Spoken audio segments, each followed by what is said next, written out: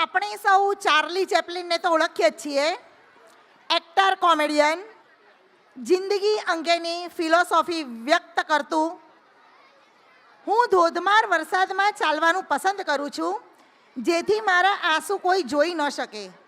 સૌને હસાવતા ચાર્લી ચેપ્લિનનું જીવન ઘણું સંઘર્ષભર્યું હતું. છતાં સૌને પોતાની એક્ટથી હસાવતા રહેતા અમુક લોકો નાની વ્યથાને કેન્દ્ર સ્થાને મૂકી જીવે છે. ચાર્લી ચેપ્લિનને આ સ્વીકાર્ય નથી.